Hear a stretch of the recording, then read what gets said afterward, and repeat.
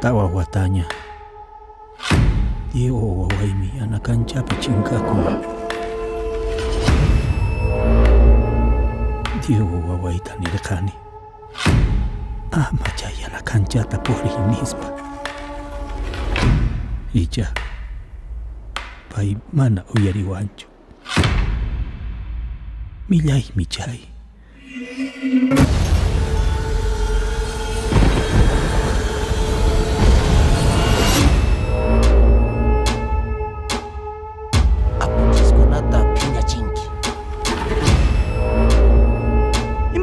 Ni wangi ya changi ya kada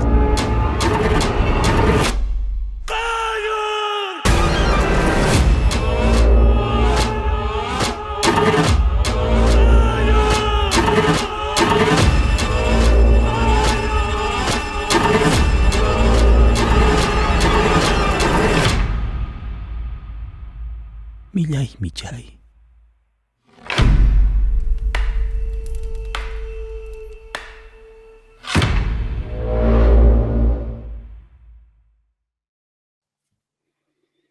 So that was the trailer for an up-and-coming sci-fi alien encounter movie called The Shepherd. Joining me now for this interview is the movie's director, Kutta Hodian, as well as one of the assistants on the film, Nicholas Ewing. I hope you enjoy this interview. Thanks for watching. So guys, thank you so much for being here. I really appreciate it. I'm very excited to talk about the Shepherd movie that you guys have been working on. So I guess the first sort of talking point that I'd like to get to is how it came about. Yeah, that's a great question. So I would say it was sort of two colliding things. I was on a trip in the Andes to a place called Quilatoa, which is a volcano in Ecuador, with my girlfriend, and I had this really strong feeling being there that I wanted to make a film in this place, but I didn't quite have an idea. And a few days later, I was on a plane coming back, and I start messaging with Nick, who's a close friend of mine, and he sort of pitched me this idea about a herder, who has an encounter with aliens, and I was sort of like, say no more. I know exactly where this should go and where this should take place, and so that began sort of a journey of us developing this film idea of extraterrestrial story, but set in the Peruvian Andes. So I would say that it was sort of a merge of Nick's kind of like deep interest and experiences sort of in the UFO community, and then me having this kind of visceral reaction to the place, and those two things kind of hitting. When you say, Nick, that's about right. That sounds exactly right. Yeah. Yeah, It was that's random. amazing. We were honestly just like chatting, goofing around, and then like with this plot idea, and then the more we talked about it, Cutter's like, no, hold on, like, no, we need to have sessions. And I'm like, awesome. Nice, man. That's, I guess, what my next question was going to be. How many times did you actually sit down together and sort of piece it together before you even, started on the sort of pre-production or anything?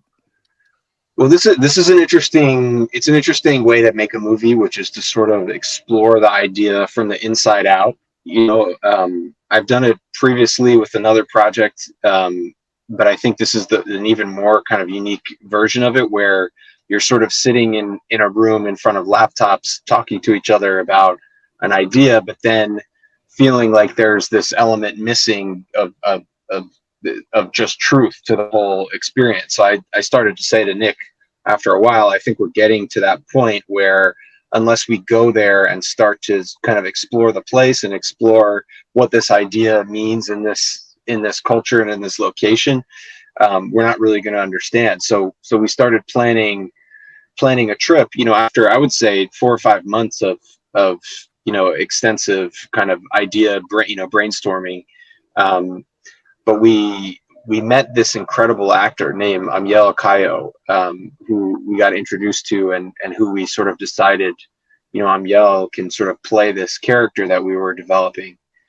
So we we went to Peru to sort of workshop the project with him, and that's kind of how it grew into this larger project. So we when I say from the work on it from the inside out, it was sort of taking the scenes and the ideas that we had and the sort of loose shape of the thing, and then getting it a lot more specific once we were working with Amiel, who also brings this kind of he's an indigenous person from Peru who's also a brilliant accomplished actor, but he's also a great writer, and so we were able to sort of combine forces and take these ideas and merge them with some of his. But that trip was, I would say, a very very critical part of our understanding of the idea. Yeah, no, totally. So Nick, tell me how it felt when you first got out into that sort of terrain and saw the beauty of the place. Well, I can tell you that the beauty was key to what we were doing. We both decided that we need like super lush landscapes. And I think it comes around something like, because I watch a ton of horror movies, and I noticed this trend that all these big budget horror movies, they start extremely, I'm not saying we're doing like horror, but we want it to be thrilling, and we want you to feel that creepy feeling. And something about being satiated by like a gorgeous landscape and then being pitted into something that's intense, the contrast, that's like what these modern movies are doing, and it just freaks me out every time I see it. And beauty can just be so powerful. And so anyway, when we got out there, I was really out of my element because I've never been a part of a film crew, and also I had really bad altitude sickness. Really Right. bad. I was like the worst one in the group, and but I mean, it was like every day was like so incredible and so difficult too. It was a real experience. Yeah, I mean, I have my own experience on the Andean Plateau in Colombia. So, being around that kind of environment, the beauty and that, but then with mystery involved, I almost kind of experienced that myself earlier in the year. So that, I think that's one thing when I saw the trailer for this movie and first heard about it, I really connected with it instantly. And I think I'm sure that anyone that sees it and watches it in the future will get a connection just from it being so beautiful. What brought you down to that part of the world? Well, there's actually this 400-year-old, well, it's been reported for 400 years, this strange light phenomena that appears at this specific peak on this mountain. And it had been photographed and videoed a couple of times in the past, but I've got a friend who lives out there, so he invited a team of us out there to do an investigation, and we were lucky enough to capture the phenomena on video, and we're going to kind of go back out next year with more sensor systems and equipment to try and begin to figure out what it is, because it's very strange. Damn. Yeah, That's incredible. That's It's kind of weirdly like our film. That's we'll have to talk more about that. yeah, absolutely, man, absolutely. But I guess now is a good time. We should probably just play the trailer, and so anyone who's watching the interview can now get an idea of exactly what we're talking about. So let me just line this up.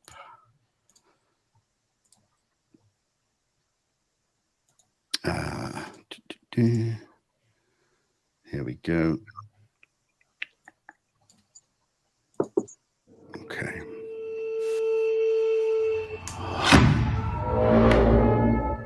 Tawawatanya. Diego wawaimi anakancha pichinkaku. Diego wawaitani lekani. Machaya la cancha tapori mispa. Ija. Pai mana uyari wancho. Millay michai.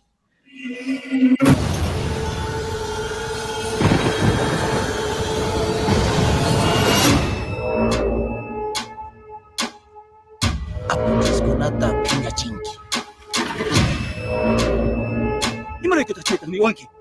Ya chanki ya kata.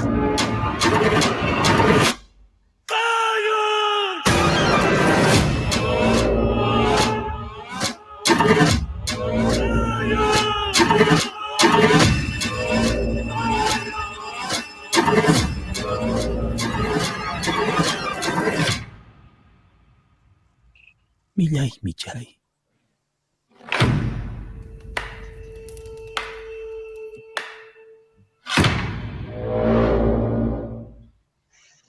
All right. Man, I literally have goosebumps on my arms. that looks just. I must have watched it however many times, and every time that is so incredible. You know, it's a big shout out to the editor of the trailer is this guy named Nathan Laulagi who cuts amazing trailers. He deserves a lot of credit because he really did an excellent job. But yeah, it's a really exciting project, and I think one of the things I like to say about it is like we're trying to treat the genre really seriously. Like we're making a genre film, but we're trying to treat it with the utmost seriousness and earnestness. So I think hopefully that's something that comes through. Yeah, absolutely. I was speaking with Nick about that before you came on and before we hit record, that you see all these sort of alien Hollywood action movies, which are kind of, the majority of them, they follow a sort of a pattern of big explosive alien invasion type thing, and this is obviously the other end of the spectrum. It's not relying on massive Hollywood special effects. It's obviously going to be really character based and story based in the visual landscapes. And obviously we saw there a little teaser of this alien craft and the lights, and I like that intrigue as well. So yeah, I think that's incredible. I think that intrigue is a big part of what is so potent about this UFO topic. And I think it's what Hollywood gets wrong too. I think that when people think about the UFO phenomenon and how it's happening right now, it's like you're standing over a huge well of questions and unknowns and uncertainties, and a lot of them really put into question people's life view and beliefs, and there's something really scary inherently about the real stuff that is going on, the actual things that we can hear about. There's no need to make a crazy looking ship or make them bomb the planet. All the answers, all the interest is in those crazy unknowns. And the fact that it relates to might relate to consciousness, there's so many possibilities. It's a really good way for us to show the humanity of our characters, because they're dealing with something that is not only scary, but it's extremely intimate, and it's right in the midst of something crazy going on in his family life. So this is just a guy who is way overstimulated. He's got way too much on his plate. Yeah, that's the thing. Without obviously any spoilers for anyone, what can you tell me about the character, his family, what's happening to him, and the kind of why these beings, or whoever they may be, are there? There's something that Nick has talked a lot about, which is that and for everybody who's had some sort of experience or interaction with the phenomenon, that it's such a life-changing experience that they're either on the verge of insanity and they're having to sort of convince people that they're not, they haven't lost their mind because the experience is so real to them. I think that starts to ask questions about humans with faith and with our own kind of beliefs in any direction. And so I think this character who's essentially, people are going missing in a certain region in the mountains, it becomes sort of a metaphor for a variety of things that have to do with mystery and with the unknown. And I think this character provides a really, really grounded and realistic way in, and that we're also seeing kind of a world that we haven't seen depicted in cinema a lot, which is something that I think I've tried to do throughout my career, is sort of push forward, a new way of looking into things. And I think one of the critical reasons we went to the Andes is because there's it's such a hotbed of modern UFO sightings, and there's a rich history that kind of crosses paths with folklore in the area. And so I think for all of those reasons, it's this kind of interesting blend of ideas and really just what feels to me like, it's, I think to both of us, a really obvious place to make a UFO film, and really feels like it's asking for it. Absolutely. Yeah. You know what else is cool about the Peruvian Andes is that there's, not many trees and it's pretty wide open. And when you have these open shots, as soon as you know that there's something in the air, it feels very exposed to the sky. And Cutter has these crazy plans of how he's going to depict that feeling of being like naked to an open sky. I don't know. That's a big advantage too. Yeah, that's amazing. Yeah, I think yeah. Go ahead. Oh, I was just going to say, it can be, some of the feedback that we've gotten online, it's understandably can be kind of a confusing place that we are in the process. Not everybody goes and makes sort of some short material before they make the full film, but it's a path that we've taken in the past to sort of build some interest around the idea and also for us to explore the idea. So what we've done is we've made a short film sort of along the way that has helped us understand the idea, but that is also kind of part of the feature film. So we're in the process right now of basically financing the movie. So you're catching us sort of in the early stages of the feature film, but in the depths of development and pre-production of the feature film. So this short film, when is that likely to sort of become? Is that being released just publicly, or is that exclusively not just yet? We'll play it at some film festivals, in 2023. But we're simultaneously going to go into production on the feature film in early 2023. Awesome. And you do have a WeFunder page set up where people can donate, which people will be able to find in the description of this video for sure, and it's well worth going to check out. Yeah, and I mean it's worth pointing out, we're there are other entities coming in to help finance the film, but one of the ones that we thought was important to keep going is this WeFunder campaign, which allows sort of members of the internet community to own a piece of the film. So given the deep lore and kind of online community around like UAE or UFO is that we want the audience to be able to be a part of this film, and we feel like because it's tapping into this vein of the culture, so potently, like we want at least part of the financing to come from the audience of the film.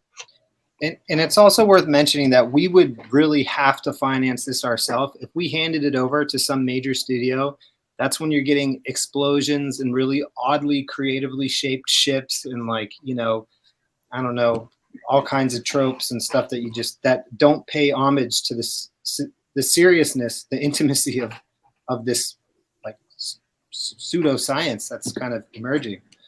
Yeah, there's a lot of power and or creative control that we maintain when we make a film like this independently. So that's what we're after here.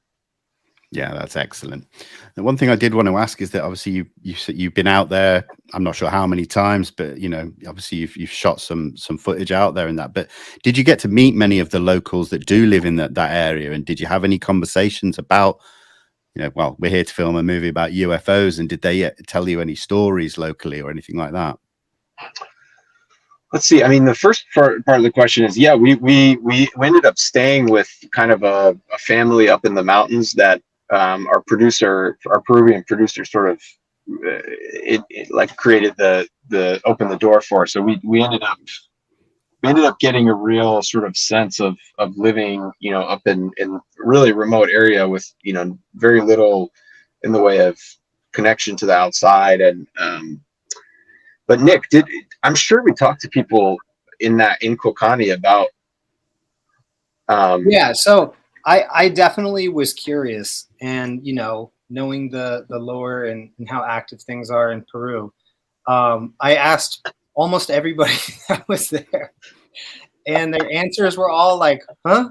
No, Like, we haven't seen anything. So, I mean, that's just the truth of the matter. I mean, I think in general, anywhere you live, you're incredibly lucky if you get to have an experience. And it's the same there. But there's a tourist community around it for sure. There's people come and want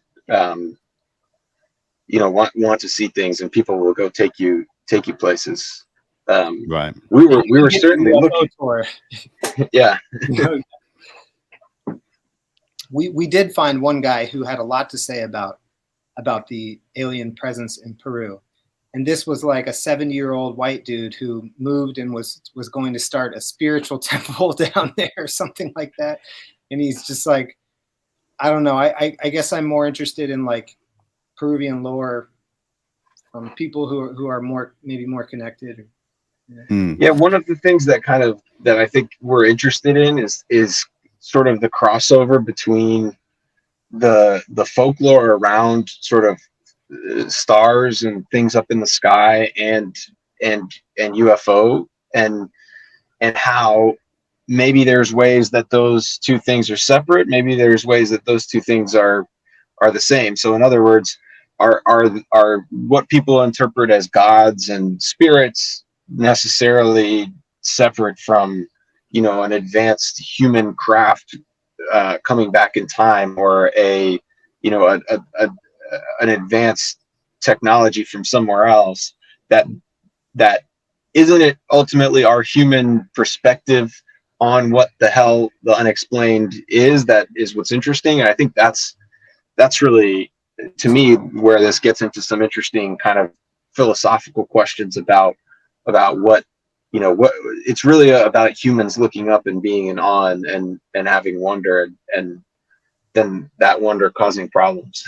Yeah, you can't totally. not be afraid of something that is completely unprecedented in your life. And I remember earlier he was saying that, I mean, like it's crazy how there's so much wonderment and it's also so horrifying for people. And like, I feel like I would love to have an experience, and I think about it all the time, but I think realistically, if I had an experience, even with my enthusiasm and faith that maybe these things could be omnipotent, I think it would still scare the crap out of me, because it's just not something you've ever seen before. And we're just animals with instincts. And it's like that. Hey, that does not make sense. Like, what I'm looking at does not make sense. Like, there's this story of this. My favorite UFO sighting story is this dude who's walking home from school. It's like, 3, 4 in the afternoon. And he looks over to his left, and like 3 houses over, there's just a saucer like this hovering above a house, kind of moving. Wow. and then he's like, no way. And then it just like shoots off. And he's like, my whole life has been ruined. Like, everything, nothing's the same anymore. I can't enjoy anything, all this stuff. And it's just like, man, you can see the news and you can see the Tic Tac video, and that's incredible. But I don't think I just hope that people also still pay attention to testimony and stuff, because there's a lot of content in there, and it's not as good as government data, but yeah. What do you think of all the government stuff? I follow it closely, and it's very easy to get sort of sucked into and just shift focus completely onto the government aspect of things, which I've done.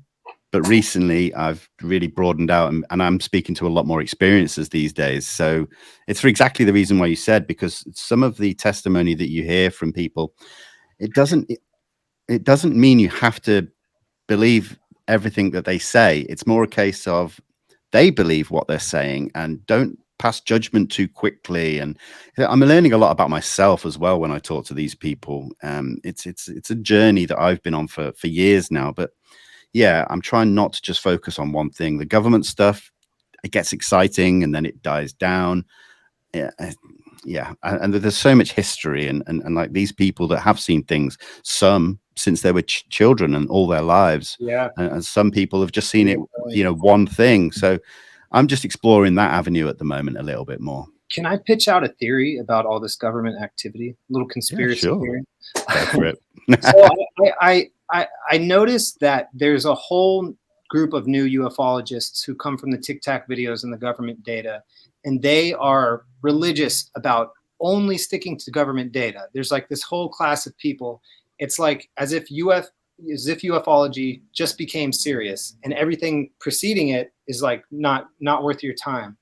And I noticed that I start to think maybe this effect is intentional. You have like Lou Elizondo, who is like, he doesn't exactly represent the government, but he's definitely a former government employee. And he just put out an article that calls for the end of like public discourse, the end of ufology. It's like ufology must die because people keep getting it wrong. And I think like just a conspiracy theory, what they could be doing is giving us little crumbs so that people fixate on that, and they're like, well, there's a legitimate source of info, so why would we go and explore everything else ourselves? But if you do, you'll find tons of stuff that corroborates with the data and with these pilots' testimony and everything. So if you're out there listening, there's a whole lot of great stuff about this beyond those videos, just so you know, credible stuff. Absolutely. Yeah, you're right. The one thing I will say to that is that the focus on kind of the Tic Tac and newer cases was to get Congress and people like that interested and taking it seriously, which they've done. And now what we're seeing in the new language, which may be passed towards the end of this year, is actually going to be taking it back to 1947. So they finally are jumping further back into the history books to start looking at the cases. But initially they needed to get it to a point where it was serious for Congress. And the best way to do that is by focusing on military. Look, our military are encountering this and they don't know what's going on. It's becoming a flight safety issue. So Congress suddenly take it serious. It gets talked about. Now they've got them. Now they can take them back to the history books and say, right, let's get it all out. So I think that there's a bit of that in there as well. But yeah, I mean, none of us know for sure. I mean, I've had a lot of conversations with Lou. We speak regularly. He's a good friend. So yeah, there's nothing nefarious in my opinion from Lou. So okay. I like to get into my conspiracies, I don't know. Hey, it's good to think, isn't it? It's good to think. Fun. Yeah. Now listen, one thing I think is really important in the movie is the how you portray the aliens, the others, these beings. And I've got this slide from your presentation, which I'd like to bring up and just read for the viewers, because I really like this, and then maybe you can expand on it. So let me just bring that up. So yeah, I'm going to read it from my side screen, so bear with me. So the characters, the aliens. The Peruvian Andes are a hotbed of modern UFO sightings with a rich history of Incan folklore around the subject. The extraterrestrial forces in this film will not adhere to our understanding of time and space. They will exceed them. Their encounters exist as a sort of portal through time and space, connecting the present with the past, future, and dimensions beyond. The alien energy has taken up a sort of residence or resounding in this particular valley of the Andes Mountains and only reveals itself to particular people. For some, the supernatural altercations unlock a recent emotional wound. For others, it shows them a history of their suffering people by the malignant powers that be. An altercation can leave an individual filled with a new and strange sort of energy, or it can fill them with empathy and love, or it will possess them with the darkness that has always been inside.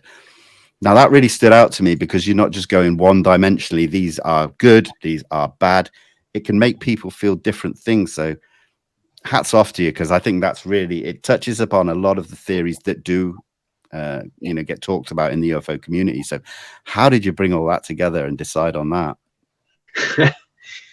It's a good question. I mean, I think again, like the elements of discovery when you're making a movie are throughout the process. So there's sort of your initial ideas, then there's your ideas after you've started to really look at them in the eye, and then there's the ideas once you're in an editing room or with the camera and actors, and so I think maybe the most important thing is that we've approached this in a way that is, we're not on the one hand reinventing the wheel in terms of depiction, but we're also on the other hand not trying to sort of give you little green men.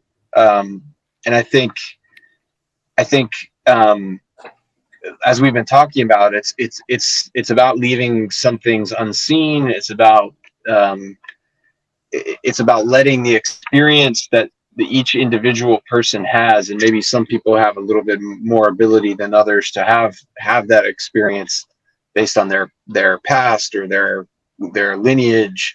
One thing that to me started to become evident was this could be a really personal and intimate experience. I think that's something that Nick was touching on earlier, was that ultimately it's a profound, life-changing human experience just to be in contact with something that feels supernatural.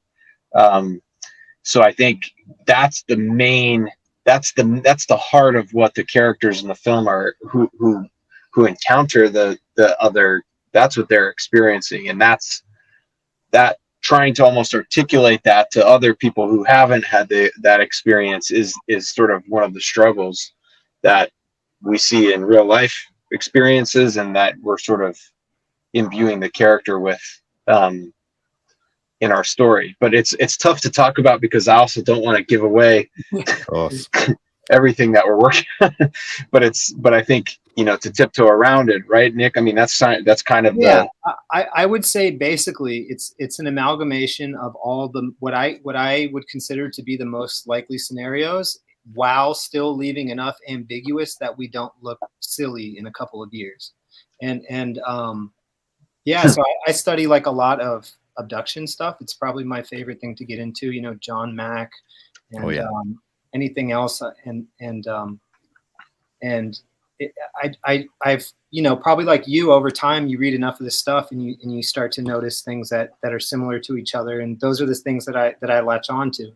And and that's the most amazing thing. I'm not really sure why a lot of movies aren't picking up on that, but that's the juice. That's like it. That's it right there. Is this what we're hearing is extremely, extremely interesting, and it allows you to explore like so many facets of human life and humanity too, which is what Cutter's having a field day with.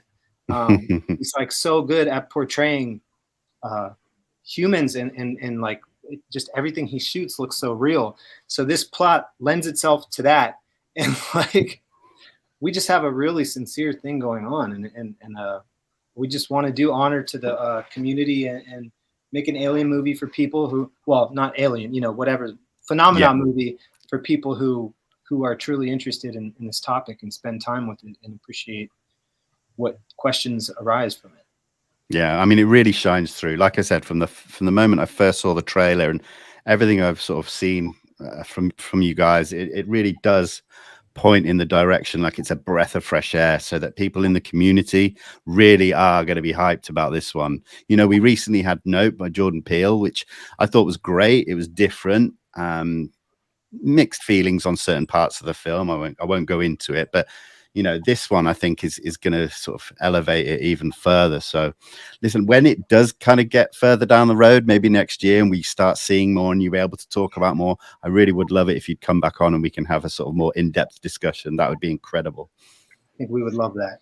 Yeah, we would love that. And we appreciate your interest and you giving us this platform with the community, because like Nick was pointing out, like it's really the people that we want this movie to be for, and the people that we want to love this film and who we're working so hard to kind of entertain are people in the UFO community. And I think I've heard guests on your show talk about, and just generally, science fiction has a really strong ability to kind of color people's opinions and thoughts about it. And I heard a guest of yours talking about how sort of Back to the Future kind of ruined the plausibility of time travel because of how it portrayed time travel. On the other hand, that introduces time travel to a lot of people. So I think we understand kind of the power of cinema and the power of science fiction and sort of depicting this. And so I think we're like I said, we're making a genre film. It's a thriller, it's a horror film. It's in that space, but it's we're trying to take it extremely seriously in how the depiction is, and do it in a way that makes us kind of makes us satisfied, but also sort of really strikes a chord of truth in the UFO community. And I think Nick is our key member of the team. As you can see, he's like a very sensitive to what is kind of bullshit in Hollywood versus actually a real sort of depiction of what people are seeing and what phenomena is being captured on camera in different places. And so it's, ultimately to say, it's really, authenticity is crucial to us in every direction on this project. Yeah, it shows, man. Like I said, it absolutely shows already. So I'm just really excited. And for everybody watching this, in the comments below, you can go and support, you can help the funding, but even if it's just go and watch the trailer and share that with your friends and just keep the buzz going, because it is going to be an incredible project to see right through, fingers crossed, to the full-blown movie. And I'm excited to see every step of the way and do what I can to help you guys. So I guess, thank you so much, man, for being here and doing what you're doing. Yeah, we appreciate it. And a big shout out to our other partner, John Hybe, on this project, and to Tita, who was our producer in Peru, and always to Aldo the Master. So thank you. Awesome. All right, guys. Thanks so much. All right. It. Okay. Appreciate your time. Thanks. No problem.